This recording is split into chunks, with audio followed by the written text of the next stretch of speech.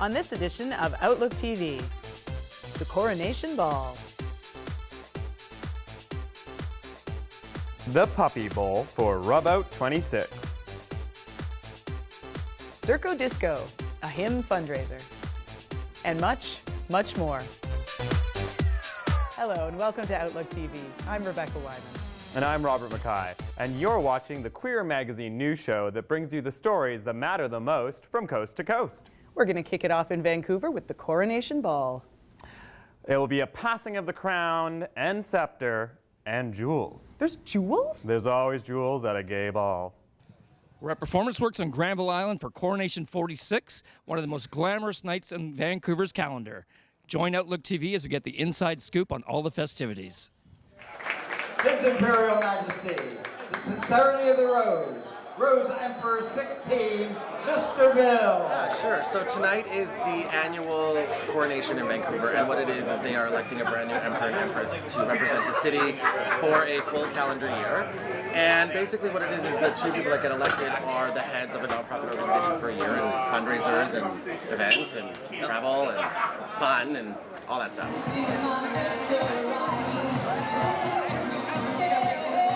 I decided after my reign of being Empress, I wanted to relax and step away from the average crown and turn into something more mythical. So I went with Maleficent-inspired couture and a blend of Regina from Once Upon a Time, and now I've become to create a new Empress look for the year, and this will be kind of the resemblance of the look.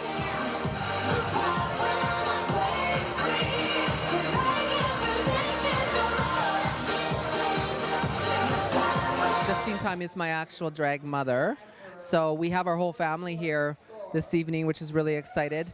Extended family to us is really important, and we really are excited to be able to spend time with each other.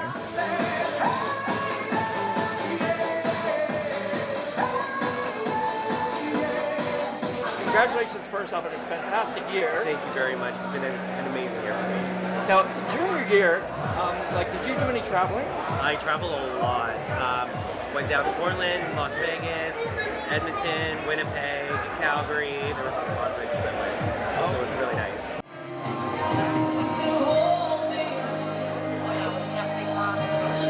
Well, this is my last year as president. I'm not stepping away, I'm just stepping off the board. I will always support the organization. I believe in it full-heartedly. We do some really, really good work, but it's time for me to look after me and let Tommy and Jane do their thing. And welcome to the ball. Thanks for coming. Any plans for travel or anything like that? Oh yeah, we're going all across the West Coast and pretty much the major cities in Canada and definitely the States as well. Right, some special ones along the way. Yeah, of course. From the 46th Annual Coronation Ball, this is Angus Pratt for Outlook TV.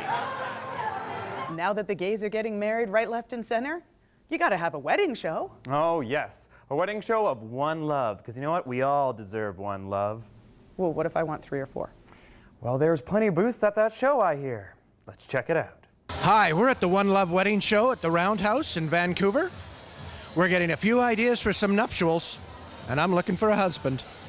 Let's go on in and see what we can dig up. In its basic essence, it's all about love, bringing together all different couples to celebrate their love and connect them with vendors that meet their specific needs. I was actually at a wedding show where I was talking to 2 gentlemen that were planning their wedding, and the fashion show was on, and I asked, "Oh, fellas, don't you want to go in and see the fashion show?" They looked at me, I looked at them, and we just burst out laughing because it didn't really speak to their specific needs. And so that was the catalyst for the One Love Wedding Show. I'm a mortgage broker with Ziva Mortgage, and we specialize with first-time home buyers. So we really help people get home ownership, and that's typically the next step after someone gets married. I love working in the community, part of the Loud Business Association. I do a lot of networking in the community, so love to work with everybody. One love, one real estate. We are totally inclusive. It's gay run and owned. My wife and I run this together. And artists like ceremony musicians, cocktail hour style music, as well as big dance bands. Any kind of live music that you need for your wedding, including we've got some DJs on the roster actually as well. We've got Queer as Funk, which some of your viewers might know. Queer as Funk is an amazing dance band for a wedding. We do tons of weddings.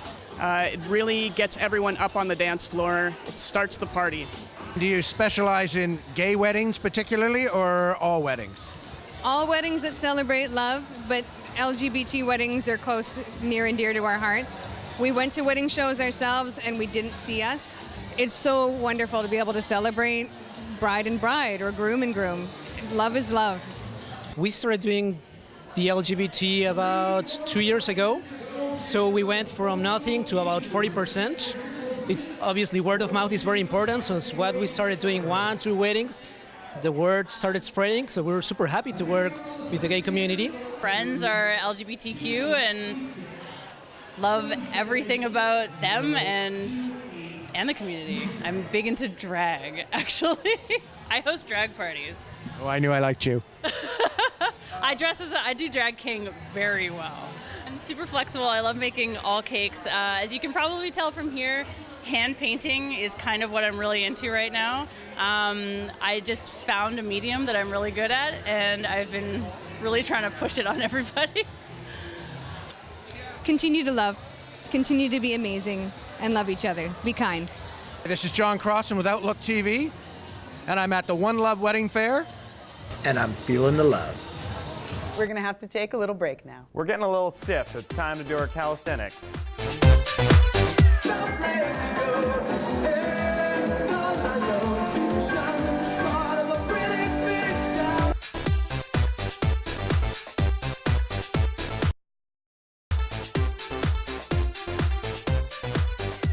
Welcome back. You're watching Outlook TV.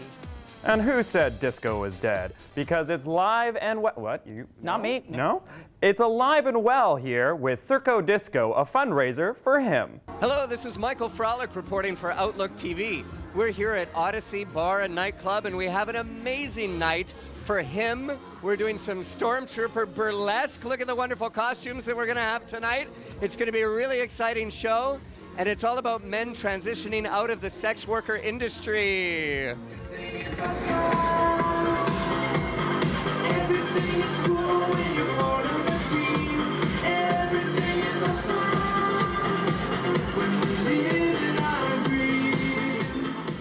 Circo Disco is a culmination of so many different facets. We've got theater productions going on, we've got massive DJ performances, and it's all for a fundraiser for him, which is doing a massive transitions program that they're launching, and it's going to be incredible.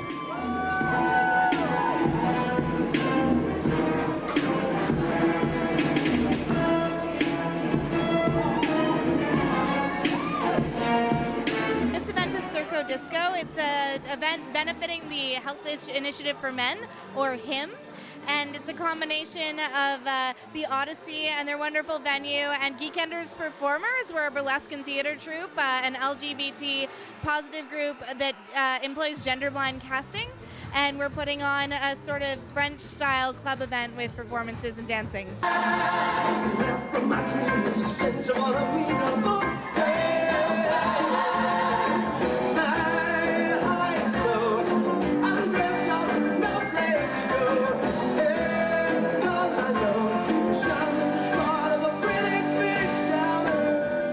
First time we've done this outside of the Rio. It was interesting. This all kind of came together in 3 weeks, but I'm so glad we did it. It just kind of goes to show that we can take Rocky, uproot it, and put it on anywhere. Because we're the characters. Like, can you tell us a little bit about the transitions program? Do you have any relation to that? The program is both about empowering the men in those fields to feel proud of who they are and the work that they do, and not feel like it should be taboo or something that they can't talk about to anybody, but to also give them the opportunities that a lot of them don't have right now in the working world. I mean, nowadays you have to get a certificate or some kind of certification course for just about anything. Waiting tables, working at a coffee shop, you have to spend hundreds of dollars on certification programs, and some of these guys just don't have the money. So HIM is looking to set them up with these certifications to give them the chance to pursue careers outside of the work that they're doing already. What a wonderful show! This has been Michael Frolick with Outlook TV in Vancouver. And now let's go curling. A man has this story, and from what I hear, he went hard, hard, hurry, hard, hurry hard. Hey everyone, we're here at Hillcrest Centre with the largest curling league in British Columbia, the Pacific Rim Curling League, for their finals in the 2016-2017 season.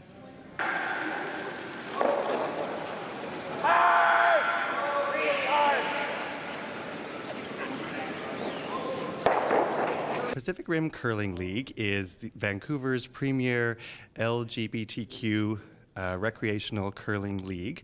We have about 230 members that participate of all skill levels from absolute beginner to experienced competitor. Those 230 members are spread across 48 teams that are divided into the different skill level divisions. And they curl once a week from mid-September to beginning of April. For me, it's a great activity that anyone can learn and participate in at any point in their life. So I appreciate the breadth of skill that can all come together on a single day. It's not like you have to know how to skate fast. It's not like you have to know how to hit tennis balls. It's we are all at different levels of the sport, and yet we can play side by side. I started in 2003 because a friend called me up and said, "Hey, do you want to curl for a season?" So I thought that sounded like lots of fun. I had never curled before, and I thought I'll give it 1 year and see how it goes. And it was a hoot. I had a blast of a good time, and here I am all these years later. I haven't missed a year. My team works really well together. They have lots of experience curling with each other. I've been good friends with everybody on my team for 15 years or so, and that really gives us great communication with each other to know just how to read each other's rocks best. And I have a good sense of how everybody curls and what shots they might be particularly good at or what shots they might want to avoid. And that helps me call a successful game. I guess I originally found out about the league because I saw in the Pride Parade some people wearing shirts like this. What would you tell somebody who's interested in joining but really wants to try it out? What do you want to tell them? Well, it doesn't have to be a him. Women are welcome too. And I would say anyone who's interested should come to one of the open houses. They have them, I guess, towards the ends of the season and towards the beginning of the season. They'll have opportunities to come in and try it out, meet people. Very, I guess, friendly atmosphere because we've all got this thing in common. We've just been playing curling together. So you can go up to basically anybody and say, "How's your game?" And they'll have a reasonable answer. So it's a good way to break the ice, if you'll pardon the pun. Oh God, they're heavy. There's Emmanuel from here for OutlookTV. Up next, our new reporter Spence goes to a community fundraiser. Where all the royalty was in attendance, queens were in abundance. Hey, this is Outlook TV. We're here tonight at Celebrities for Queen-munity, a charity benefiting Q-munity put on by drag queens for the community at large. The focus of the night is mental health and accessing more resources. Let's go see what's going on inside.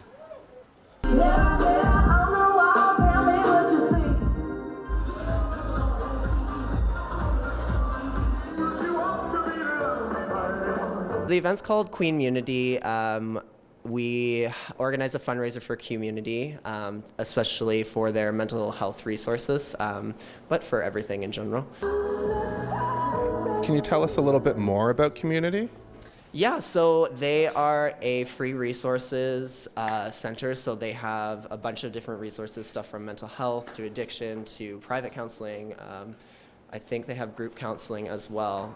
But they're really a resource for our community, specifically to Vancouver to suit our needs, which is so important, especially right now when those resources are needed so much more. Do you think it's important to have more mental health resources within the queer community? Absolutely. I think it's something that's not talked about as often as it should be. I myself, I experience anxiety all the time, and it wasn't until recently that I actually opened up to my friends, and I actually reached out to get some help, and I've never been happier. So yes, absolutely. Do you have anything to say to queer individuals that are struggling with their mental health? Talk to each other. talk to each other about it, talk to your friends, find people, go to organizations, Google it. If you Google it, Q-munity will pop up, Health Initiative for Men will pop up. There's like hundreds of resources that we can access now. It's 2017. We don't have to be alone. We don't have to be in the dark. We can help each other out. Well, what I have to say for queer individuals that are struggling with their mental health, that you're not alone. There are several other people in the world just like you. And if you ever need to talk to anybody, like you can always talk to a close friend, a family member if they're open to you. Even like sometimes even talking to strangers. I do that. You know what? It's kind of hard. People hear the same messages over and over again, and it's not until you actually admit it to yourself and that you're ready to speak about it. Just know that it's better once it's out of your head, and there's so many people around you that love and support you that it's only uphill from here. The Queens came out, the community came out, and lots of funds were raised to benefit Q-munity. The only thing missing tonight was you. Come out and support your local community charities. This is Outlook TV, and I'll see you at the next one. And now we have to take just another little break. This place is filthy. Gotta clean it up.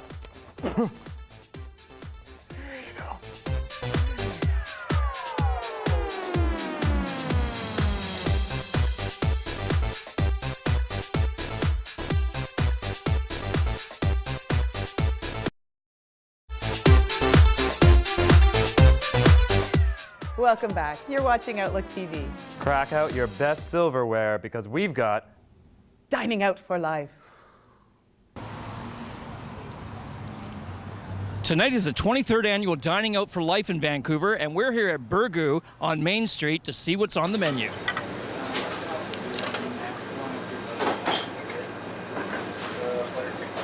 So the benefit from the funds raised through Dining Out for Life is going strictly to a Loving Spoonful, and the money is going to be used to purchase meals and fresh produce and vegetables, fruits, milk, dairy products, and those will be distributed to individuals and families in need right here in our communities. Where does this event take place? Is it only Vancouver? This is from Whistler to White Rock, so we have so much restaurant participation. They're excited to support us, and really our organization needs their support. We only get about 20% government funding, so the rest is raised through important events like Dining Out for Life. Now, how many restaurants in total are participating this year? We have close to 70 this year, so we're very excited. And of course, we're here at Burgoo, and the restaurant is full, and it's only 5:30, so we have lots to come for the rest of the night. Now, this is not your only stop for the night, is that right? It isn't. I go to about 10 parties tonight, so I'll be stopping at Joe Forte's, Forage, Timber, Adesso, and I'll be ending the night at Tavola in the West End.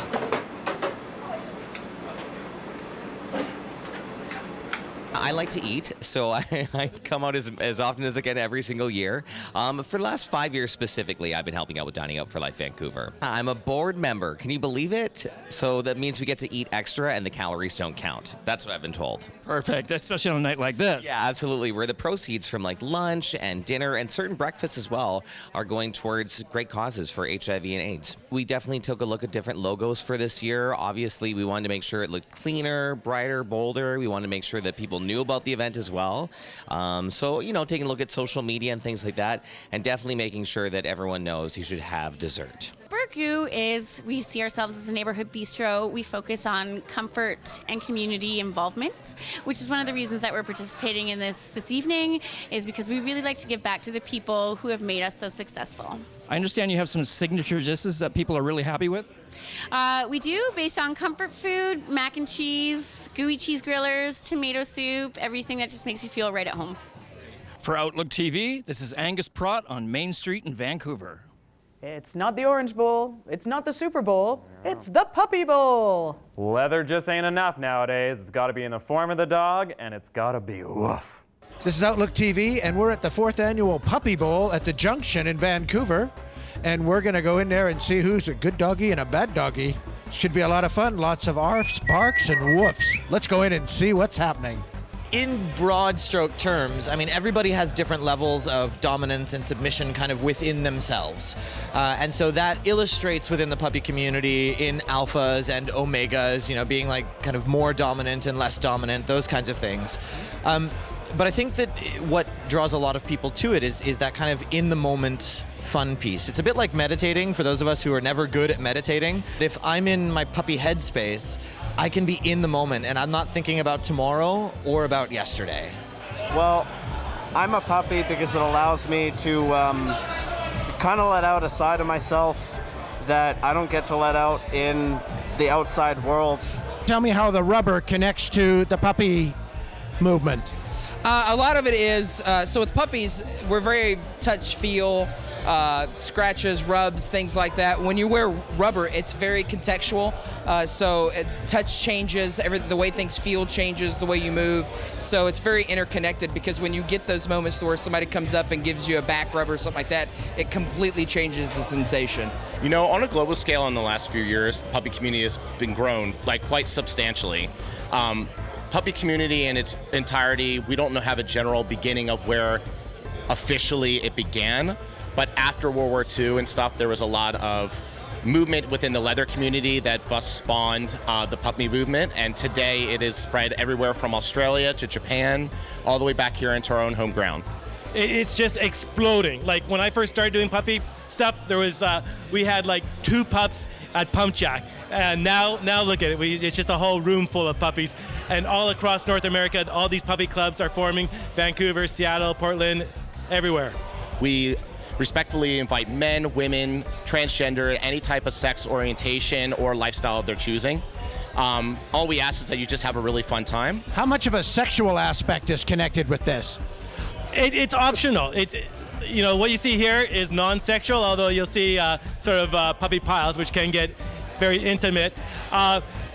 Basically, the stuff you see in public is not sexual, but you can take it home and turn it into something more sexual if you want. It's optional. We do have alpha dogs. You can have beta dogs or omega dogs.